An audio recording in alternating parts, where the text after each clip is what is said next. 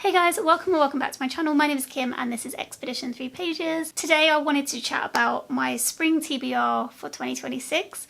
I don't usually do seasonal TBRs, but this year I'm feeling it. So I picked out 10 different books that I would like to get to this spring. That is maybe a bit ambitious for me considering I want to read other things as well, but it's fine if I don't get to all of them, but this is the stack that I kind of want to keep in mind every time I go to pick up a book. There is a loose theme to this, and that is spring cleaning.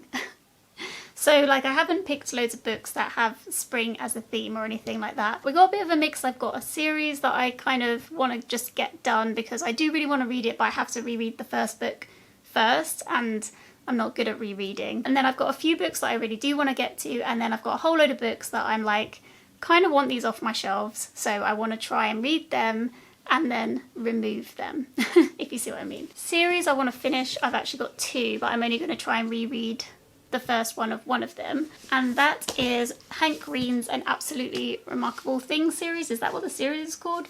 I actually don't know. This is the first one, An Absolutely Remarkable Thing. And the second one is A Beautifully Foolish Endeavour. And when I finished An Absolutely Remarkable Thing, I was desperate to read this book because I liked where the first one ended, but now it's all a bit of a blur, so I need to reread this and then move on to this one. So I'd really love to get this done as soon as possible because I've been meaning to read this series for ages. I absolutely love Hank Green. I really appreciate what him and his brother John are doing for the world, and just, yeah, he's a really inspiring person. If you haven't seen Vlogbrothers or anything like that, I would recommend checking it out because Hank Green and his brother, like I say, they do so much good for the world and they bring such kind of happiness to the internet, which is kind of a rare thing these days. So yeah, anyway, want to get to this one. The only thing I remember about this book is that you have these, what's on the front cover, these big statues that suddenly appear all over the world. They suddenly pop up. The character that you're following, her and her friend make a YouTube video about it that goes viral because they're one of the first people that find one of these Carls. They end up being called Carls. And they make a YouTube video about it and it goes absolutely like crazy viral. And it's about these characters trying to work out the mystery of the Carls and also dealing with this like insane fame that they suddenly have. And yeah, that's what I remember. So I need to read more to find out more myself.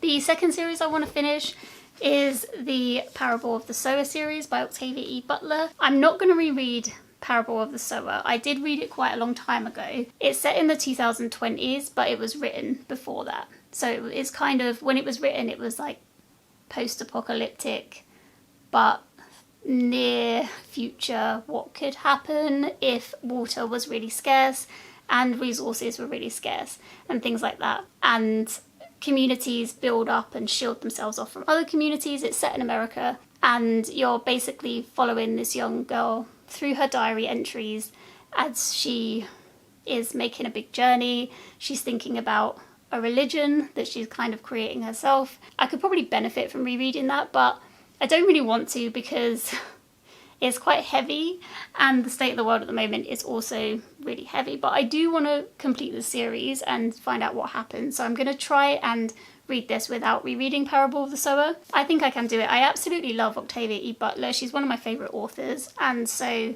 yeah, I would really like to complete this series. Oh, I've got another series here. Okay, so The Book That Broke the World by Mark Lawrence. This is book 2. Why can't I remember any of the names of these series? Oh, he's written quite a lot. I had no idea that he had written quite a lot. Oh, the Library Trilogy. Okay, so I read The Book That Wouldn't Burn a while ago and I am quickly forgetting that. So I really want to get to this one, the second one, The Book That Broke the World. In this series, you're following two different characters. You're following Lavera. Is that how you say her name? I can't remember. And Eva. And Lavera is from this community that's completely covered in dust. She lives outside of the city. And then one day some creatures that aren't human come and basically steal her from her community. She's a child when it happens and takes her to the big city. and you follow her story. And then Ever's story is, he is stuck in this library. There aren't shelves, there's just piles of books absolutely everywhere, and he's living there with his siblings, and that is their whole world. And that's all I'm going to say about this one. It's a strange story, but I did enjoy the first one, so I'm looking forward to picking up this one. I did get the audiobook for the first one, but I didn't really love it, so I did originally want to read this straight away, but I didn't really get on with that audiobook, so I do want to read it physically. So I made sure I got myself a copy so I could do that, and then I never did it.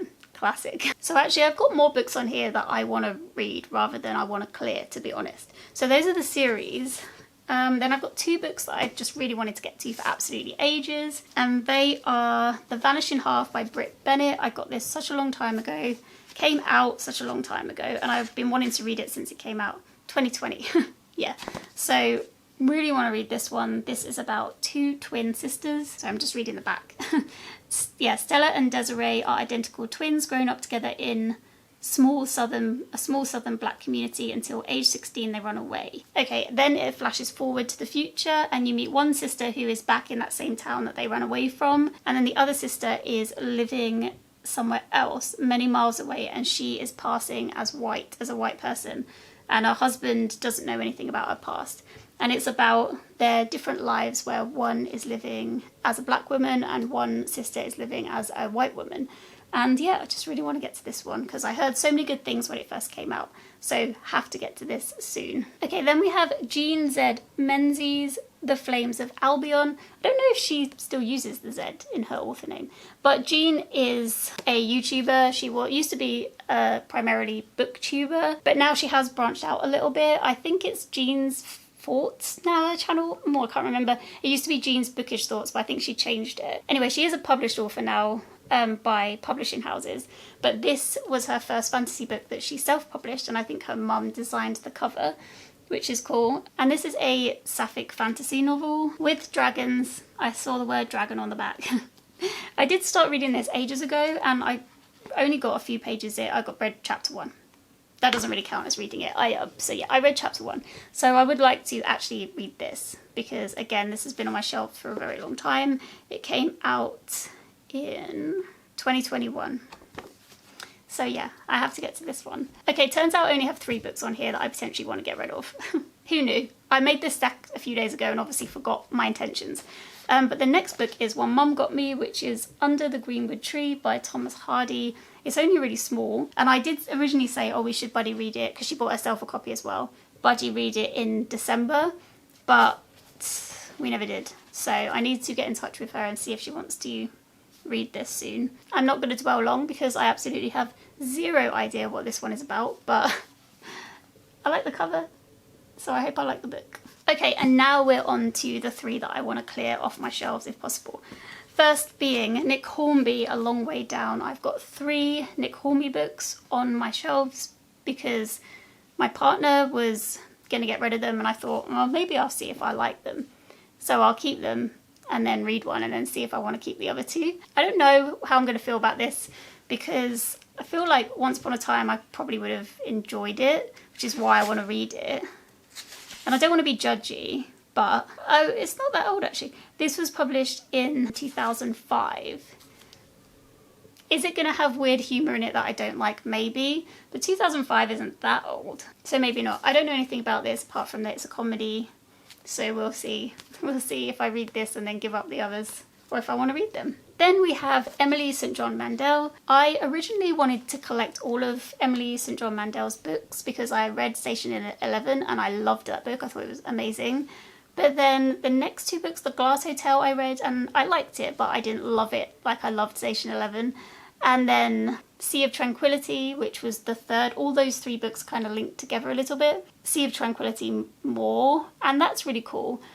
I did like Sea of Tranquility, but again, I didn't love it, so I decided that I probably won't collect all of her works, except I've got this one, which was one of her works before Station 11, and another one as well. I can't remember what it's called. It's on the shelf. But I don't just want to get rid of them because I do like her books. So yeah, I think it is about time that I try and read this. I'm not a massive crime person and I feel like this is like a crime book. So we'll see how I get on with it, but it's only short. And the next book, which is one that I did really want to read around the festive season, and that's The Magic Toy Shop by Angela Carter.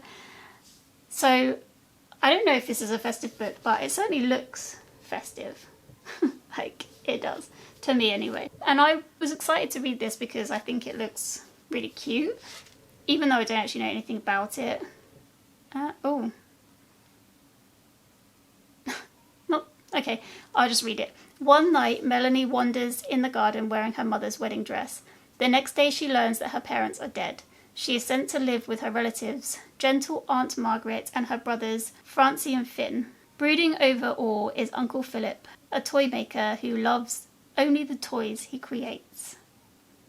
Now, it sounds kind of creepy. I was really looking forward to reading this, especially over Christmas, but then I saw Gavin from Gavin Reads It All say that he didn't love this one, and it kind of put me off. So now I just want to read it and just see if I like it, even though, I don't know, should I keep it for winter? It's got the red and the green. That's a silly reason. No, I'm going to try and read it. It doesn't sound Christmassy, so. And that's it. Those are the 10 books that I want to try and read in spring. I would love to know if you've read any of these and what you thought of them. No spoilers, obviously, but yeah, just, are these books worth reading in your opinion?